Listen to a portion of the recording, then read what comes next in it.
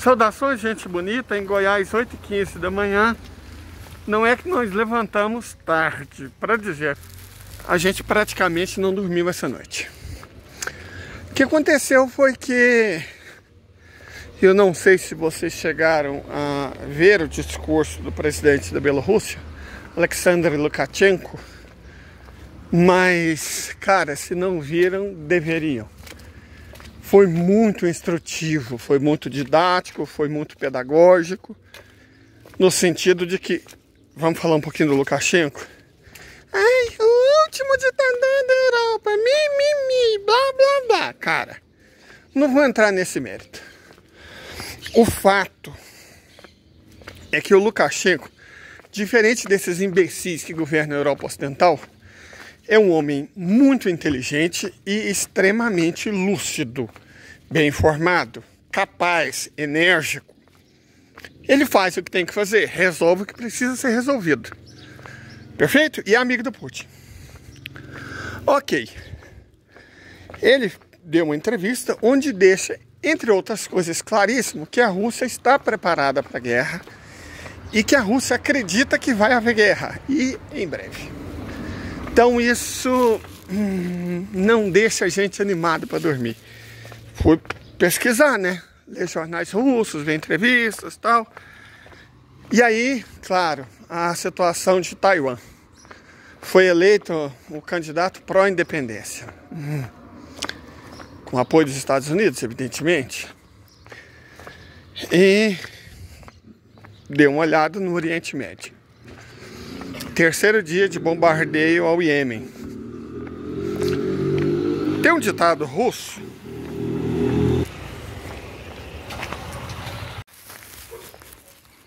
Bom, dando continuidade.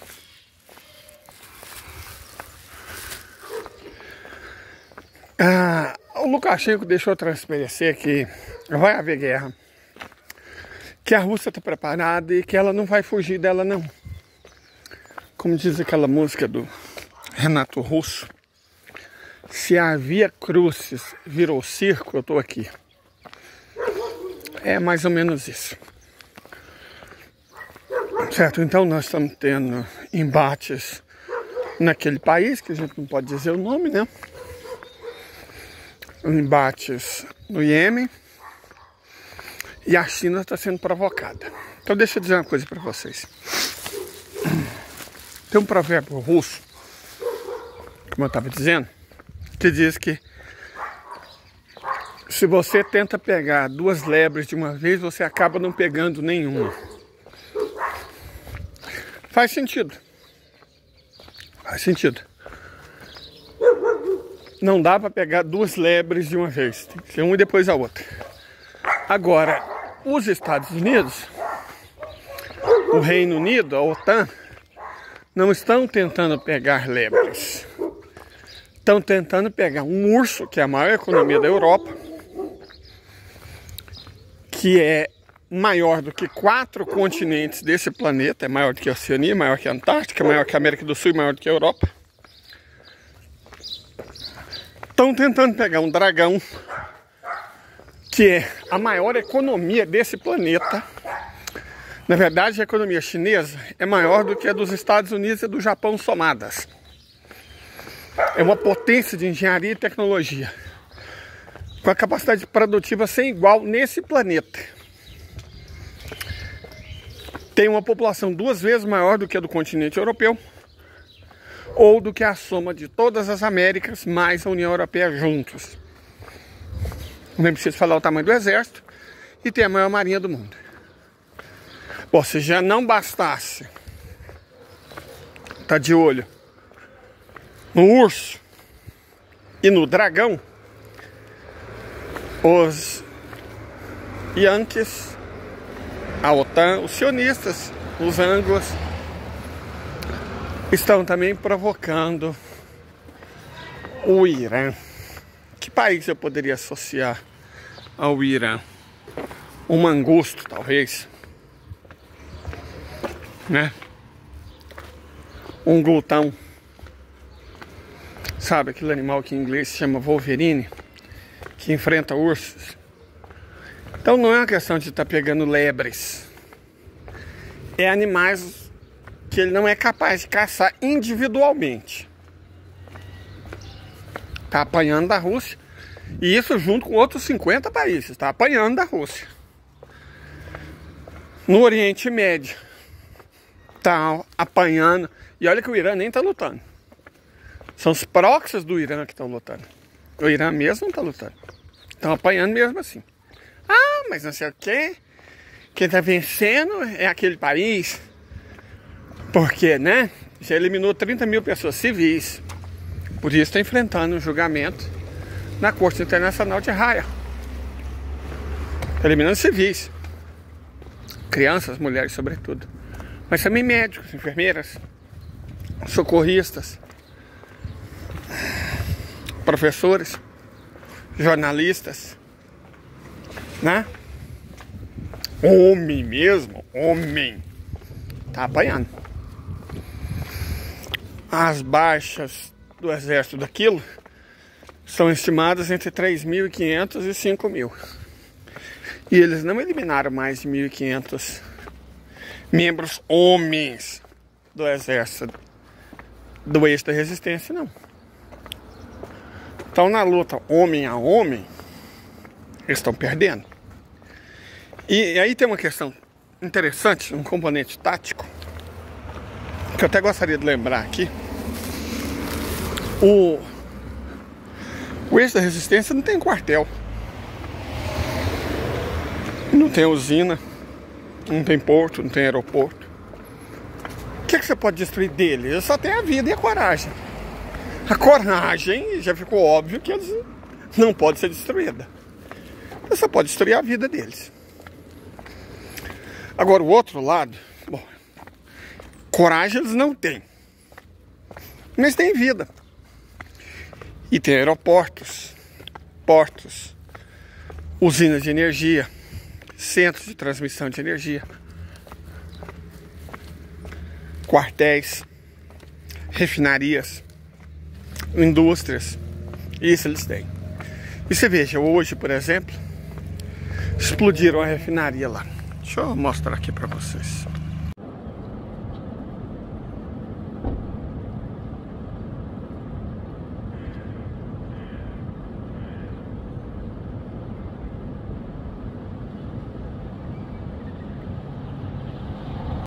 Viram?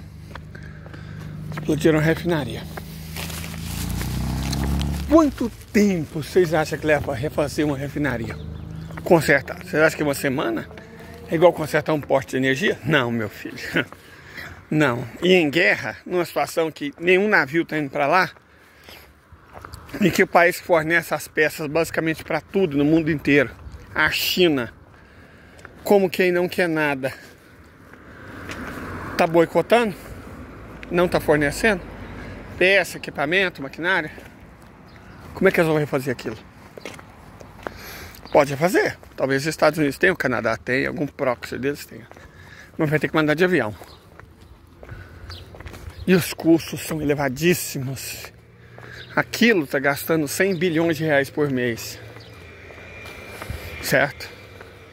Se tiver que começar a ficar reconstruindo, consertando, refazendo pistas, portos, subestações, estações, radares, esses custos vão aumentar muito mais.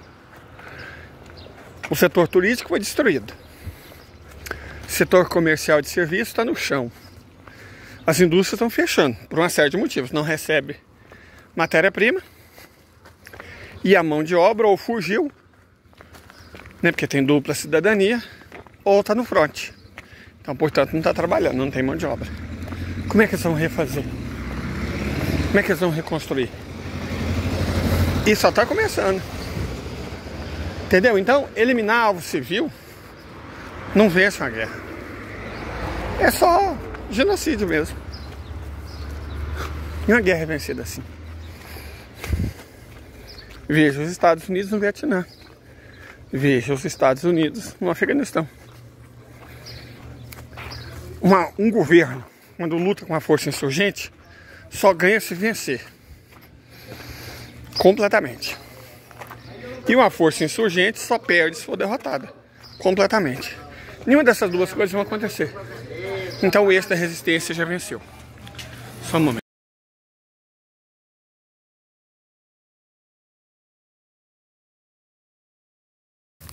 Então, gente, eles não vão vencer no Oriente Médio. Certo? Não vão. O poder árabe, iraniano, vamos colocar turco, é infinitamente superior. Muita gente ainda acredita, acho que os próprios americanos ainda acreditam que Israel é aquela lenda dos anos 80 e 90, o único país desenvolvido do Oriente Médio, a única nação do primeiro mundo. Só que hoje, a economia deles é um quimba patético do que foi no passado. Vamos comparar com a Turquia. A entidade tem um PIB de 500 bilhões de dólares. A Turquia de mais de 3 trilhões e meio. Certo? A Arábia Saudita, perto de 2 trilhões e meio. Juntando Irã e Egito, 3 trilhões e meio. Os Emirados Árabes Unidos, quase 1 trilhão. Então, e tem uma população menor e um PIB que é quase o dobro. Então esse negócio é a única nação do primeiro mundo, a única democracia. Cara, como é que um país que pratica o apartheid é uma democracia? Só porque tem eleição? Quer dizer, só porque os que professam uma determinada religião têm direitos políticos, aquilo é uma democracia? Ah, por favor, né? No Irã, muçulmanos votam, judeus votam, cristãos votam, zoroastristas votam. Você pode ter origem drávida, ser baluche, azeri, armênio. Sabia que os armênios no Irã têm direito de consumir bebidas alcoólicas? Sabia disso? Então, se alguém respeita a minoria, esse país não é a entidade. Aí você fala, ai, Israel tem parada gay, Israel tem parada gay. Ótimo, então por causa disso pode matar criança, né? Vou falar uma coisa pra vocês, sem hipocrisia. Eu dormi muito pouco essa noite pra ser hipócrita. Muito pouco. Eles não vão vencer. Bom, já bastasse 2 derrotas em potencial. Estão caçando encrenca com os hutis. Vão perder também.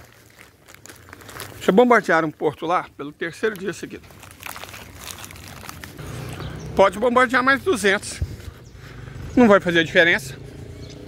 O Al-Nasrallah não está no porto.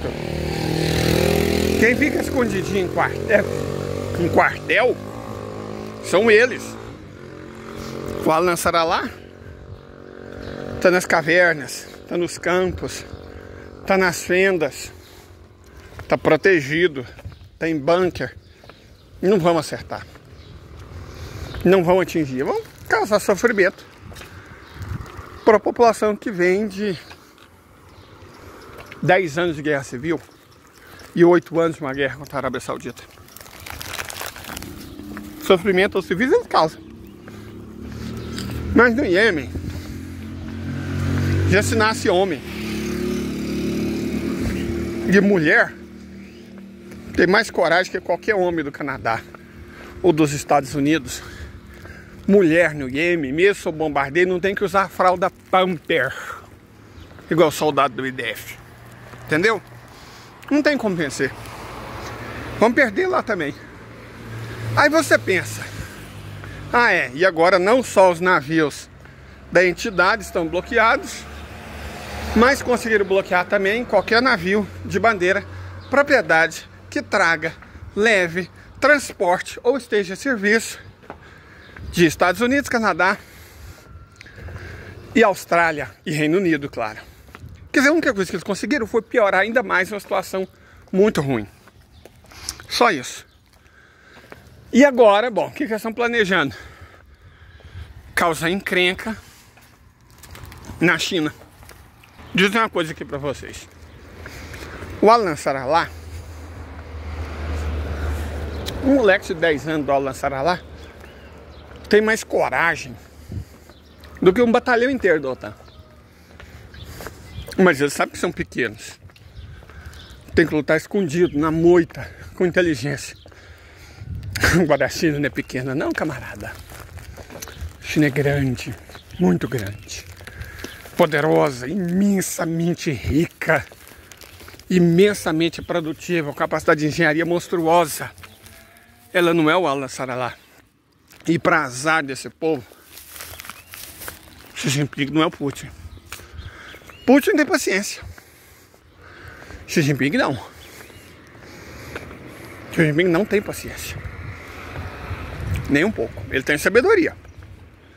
Paciência não. Tinha uns liberais lá no Partido Comunista Chinês. Aí teve a eleição. Ele se livrou de todos eles. Menos de um. Chanceler. Uai, por que ele não se livrou dele? Alguns meses depois a gente ficou sabendo da resposta. Parece que ele se auto-sacrificou pelo partido. Vamos colocar assim. Para servir de exemplos, né? Então, vou repetir. Tão sábio quanto, tão inteligente quanto, tão capaz quanto. Mas com 1/5 da paciência. Isso é Xi Jinping em relação a Vladimir Putin. Se os Estados Unidos, e seja lá quem for os imbecis que os apoiarem, o Japão não vai. O Japão finge bobo, mas não é nem... Mas a Coreia do Sul, os dirigentes sul-coreanos, são, assim como os europeus, tão estúpidos quanto parecem. E os filipinos ainda mais. Então dizer para vocês, se o novo bostinho lá declarar a independência de Taiwan pela manhã, à tarde a bandeira do Exército de Libertação Popular vai estar em Taipei. E esqueça essa bobagem de semicondutor. A China já fabrica os próprios. O exército chinês é maior do que a população de Taiwan. A distância é muito pequena, 120 km. Então, cara, dadão.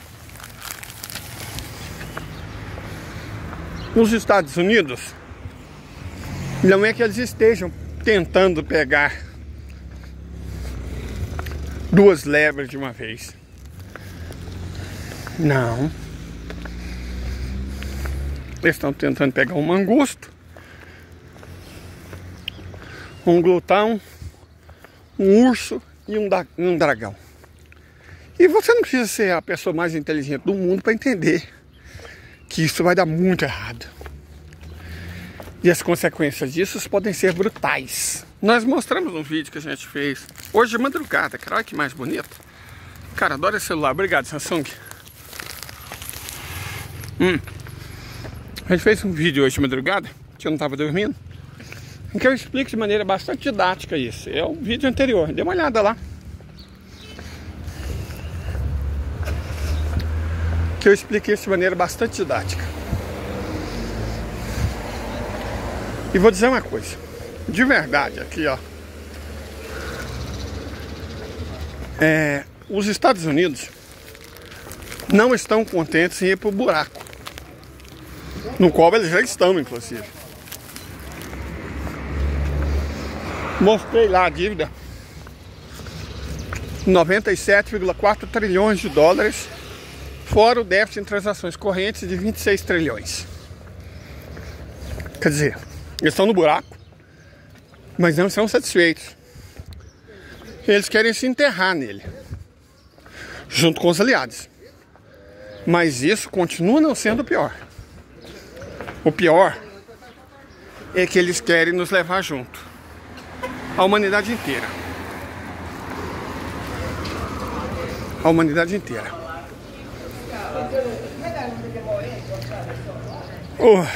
Tomara que eles não consigam. Só para encerrar nessa tarefa de levar os povos do mundo para o buraco, levar os países para o buraco, eles contam com importantes apoios. Eles contam com o apoio da classe média. Deixa eu mostrar aqui para vocês o que é a classe média. Which social class was behind Mussolini and Hitler? The petty bourgeois. Yeah. The petty bourgeois who was squashed by the crisis of the 1920s in Italy and then late 1920s and early 1930s in Germany. Fascism is a petty bourgeois phenomenon.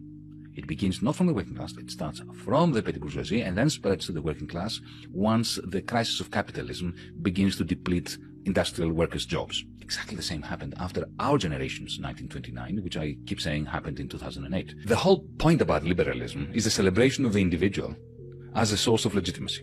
A country, a political system is legitimate in the liberal mind to the extent that it represents the autonomous will of individuals. Remember Thatcher? There is no such thing as society, it's only individuals, families and individuals. But if the individual has a relationship with cloud capital, with Amazon's Alexa, whereby the individual trains Alexa to train the individual to train Alexa to train the individual to train Alexa, to put into the individual's mind what he wants or she wants or it wants, where is this autonomy?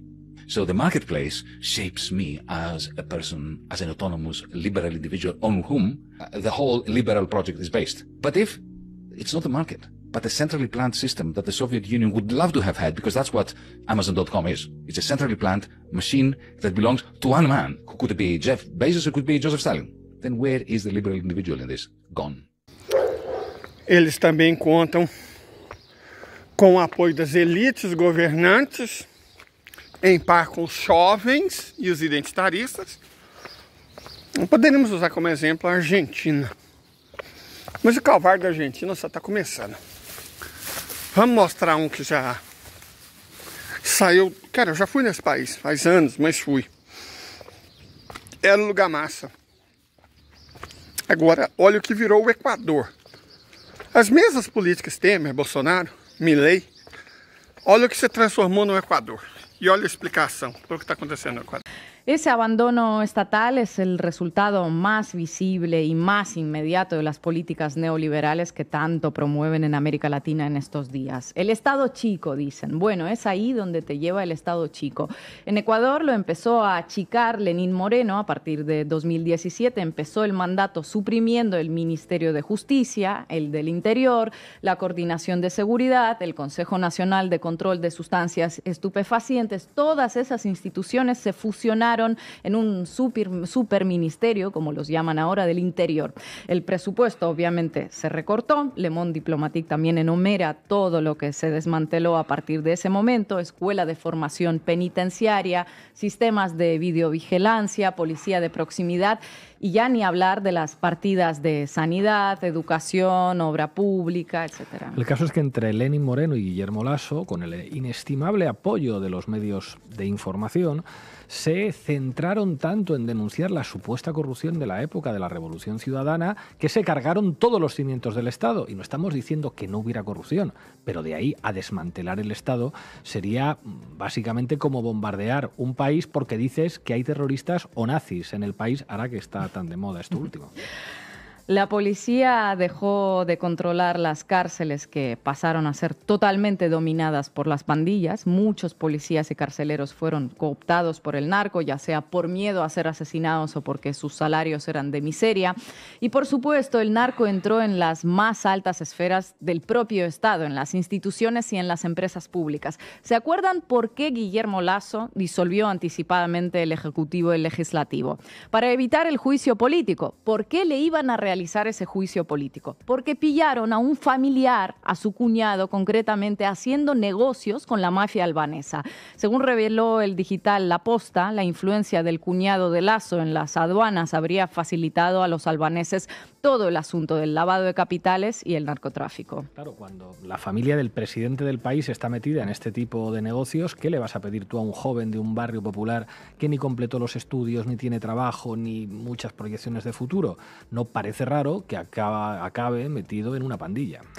En 2021, el embajador de Estados Unidos en Ecuador, Michael Fitzpatrick, dijo en una entrevista que hay narcogenerales en las fuerzas del orden. Los vínculos entre la policía y el crimen organizado también los denunció Pedro Briones, un dirigente de la Revolución Ciudadana, pocas horas antes de ser asesinado. Los criminales parecen haber ordenado varios homicidios directamente desde la cárcel. En un año, desde agosto de 2022 hasta agosto de 2023, fueron asesinados 8 políticos. El caso más sonado fue el del candidato a la presidencia Fernando Villavicencio, que denunció en su momento haber sido amenazado por el líder de los choneros encarcelados y ya fugado a estas alturas. Si es posible asesinar así tan fácilmente a concejales, candidatos a la alcaldía, candidatos presidenciales en plena campaña, por supuesto es porque hay una colaboración activa de aquellos que deberían estar para defenderlos. En fin, toda la médula institucional del Ecuador está corrompida por el crimen organizado y a la sociedad civil en muchos casos no les queda otra opción que no sea la de unirse a la delincuencia. El Estado dejó de existir gracias al esfuerzo denodado y a las políticas de Lenín Moreno y Guillermo Lasso, y la prioridad más urgente ahora mismo es recuperar ese Estado. Muchos detractores del correísmo ayer decían que una de las principales razones de todo lo que sucede fue el cierre en 2009 por parte de Rafael Correa de la base militar de Estados Unidos en Manta. Un argumento al que recurría el asesinado Fernando Villavicencio también. Pero de nuevo, solo hace falta ver los datos duros. Los mejores indicadores en el nivel de violencia, de hecho, se registran luego del cierre de esa base. Es obvio que las crisis de esta magnitud no se generan a raíz de una única decisión particular, ¿no? Son multifactoriales. Se necesitaron unos años de abandono total y una serie de decisiones que afectan en primer lugar al estado del bienestar y a la seguridad para propiciar este desastre. Y de la misma manera se necesitarán años de reconstrucción completa de toda la estructura que fue destruida. Que los muchachos tengan otras posibilidades en la vida fuera de las pandillas, que la policía proteja a la gente y no a los corruptos, que los medios de información trabajen para la gente y no para los multimillonarios y banqueros. Se necesita recuperar el Estado que Ecuador llegó a tener y que algunos se empeñaron en arrebatarle. Gracias, compañera. Então, camarada, não vai ser por falta de aliados, imprensa, mídia, de modo geral, mídias sociais inclusas, jovens, identitaristas, esquerda compatível e cirandeira, verdes, ongueiros, classe média, crentes, militares, juízes, promotores, aliado para levar os povos do mundo, inclusive o nosso, para o buraco. Os Estados Unidos têm demais da conta. Em todo lugar, em todo canto. E tem muita gente doida para seguir, né? Igual se fosse Lemming, pulando do penhasco, do precipício. O que a gente pode fazer é resistir, manter a saúde mental, cuidar da gente e de quem a gente gosta. Resistir e informar. O perigo maior aqui é que os poucos que podem reagir sejam capazes de pensar por si mesmos, sejam pegos dormindo. Então, o que a gente pode fazer aqui, a gente faz. A gente busca informar. Então, se você puder, quiser, claro, compartilhe a informação. Ok? E tenha um ótimo domingo. Fique em paz.